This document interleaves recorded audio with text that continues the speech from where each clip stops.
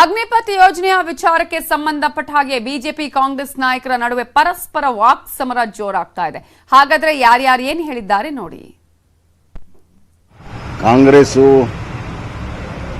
ಬೆಂಕಿಯಲ್ಲಿ ತುಪ್ಪ ಹಾಕೋ ಕೆಲಸ ಇಡೀ ದೇಶದಲ್ಲಿ ಮಾಡ್ತಾ ಇರುವಂಥ ಆರೋಪಕ್ಕೆ ಖಾನಾಪುರದ ಶಾಸಕರು ಧರಣಿ ಮಾಡ್ತಿರೋದು ಸಾಕ್ಷಿಯಾಗಿದೆ. ಈ ನೆಪದಲ್ಲಿ ಬೆಂಕಿ ಹಚ್ಚೋದು, ಟ್ರೈನ್ಗಳ ಬೆಂಕಿ ಹಚ್ಚೋದು ಇವು ಕೂಡ ಖಂಡಿತವಾಗಿಯೂ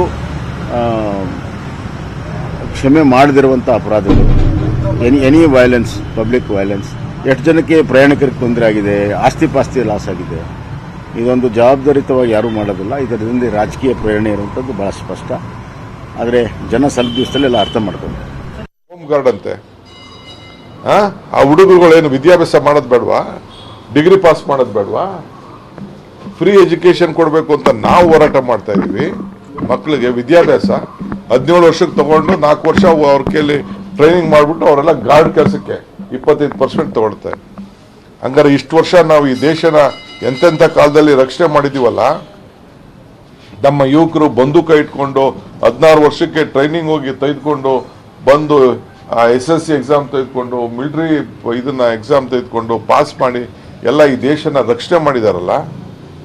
ಇವತ್ತು ನಮ್ಮ ದೇಶದ ಸುತ್ತಮುತ್ತಲು ಯಾವ ದೇಶದ ಜೊತೆ ನಮ್ಮ ಸಂಬಂಧ ಚೆನ್ನಾಗಿದೆ. ನಾನು ಹೇಳ್ತಾ ಇದ್ದೆ, ನಮ್ಮ ಪ್ರೈಮ್ ಮಿನಿಸ್ಟರ್ ಬರಲಿ, ಅವ್ರು ಯೋಗಾಭ್ಯಾಸ ಮಾಡಲಿ, ಟ್ರೈನಿಂಗ್ ಕೊಡಲಿ, ರಾಜಕೀಯವಾಗಿ ಉಪಯೋಗಿಸ್ಲಿ, ನಾನ್ ಪೊಲಿಟಿಕಲ್ ಮಾತಾಡಲಿ, ಏನು ಬೇಕಾದ್ರೂ ಮಾಡಲಿ, ನಮ್ದೇನು ಅಭ್ಯಂತರ ಏನಿಲ್ಲ.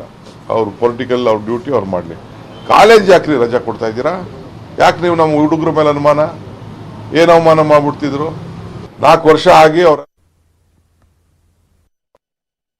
ಇವತ್ತು ನಮ್ಮ ಸ್ಟ್ಯಾಂಡ್ ಏನಿದೆ, ಇವತ್ತು ದೇಶದ ಪ್ರಧಾನಮಂತ್ರಿಗಳಂತ ಮೋದಿಜಿಯವ್ರು ತೊಗೊಂಡಿರೋಂಥ ಸ್ಟ್ಯಾಂಡ್ ಭಾಳ ಚೆನ್ನಾಗಿದೆ.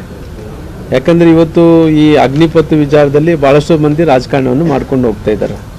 ಈ ರಾಜಕಾರಣ ಮಾಡ್ಕೋದ್ರಿಂದ ಬೇರೆ ದೇಶಗಳಲ್ಲಿ, ಇಸ್ರೇಲ್ ಅಂತ ದೇಶಗಳಲ್ಲಿ ಹೋಲಿಸಿದರೆ ಪ್ರತಿಯೊಬ್ಬ ಮನೆಯಲ್ಲಿದ್ದಂಥ ಪ್ರತಿಯೊಬ್ಬ ಯುವಕ ಇವತ್ತು ಸೇನೆಗೆ ಸೇರಬೇಕು, ಆರ್ಮಿಗೆ ಸೇರಬೇಕು ಅನ್ನೋಂಥದ್ದು ಅವರು ಅಲ್ಲಿ ಕಾನೂನೇ ಮಾಡ್ಕೊಂಡು ಕುಂತಾರೆ.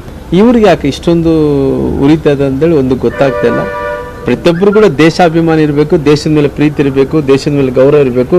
ಈ ರೀತಿ ಮಿಲಿಟ್ರಿಯಲ್ಲಿ ಟ್ರೈನ್ ಆಗ್ತಾ ಇದೆ ಅಂತೇಳಿ ಅವ್ರಿಗೊಂದು ಕಾನ್ಫಿಡೆನ್ಸ್ ಲೆವೆಲ್ ಅಂದ್ರಿಗಿನ ನಾನು ಕೂಡ ದೇಶದ ಸಲುವಾಗಿ ಸೇವೆ ಮಾಡಿ ಬಂದ ನನ್ನ ಟೈಮಲ್ಲಿ ಆ ಮನುಷ್ಯನ ಕಾನ್ಫಿಡೆನ್ಸ್ ಲೆವೆಲ್ಸ್ ಬೇರೆ. ಸರ್ಕಾರಿ ಹುದ್ದೆಗಳಾಗಲಿ ಅಥವಾ ಗೌರವಯುತ ಹುದ್ದೆಗಳಾಗಲಿ ಯಾರು ಕೂಡ ಅವ್ರು ಯಾರು ಮಿಲಿಟರಿನಲ್ಲಿ ಸರ್ವಿಸ್ ಮಾಡಿ ಬಂದಿರ್ತಾರೆ, ಆರ್ಮಿನಲ್ಲಿ ಸರ್ವಿಸ್ ಮಾಡಿ ಬಂದಿರ್ತಾರೆ, ಅವ್ರಿಗೆ ಸಿಗ್ತಾ ಇಲ್ಲ.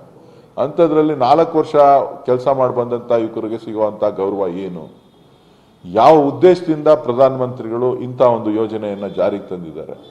ಸೊ ಇದೆಲ್ಲವೂ ಕೂಡ ದೇಶದ ಯುವಕರನ್ನ ಕೆರಳಿಗೆಳಿಸಿದೆ.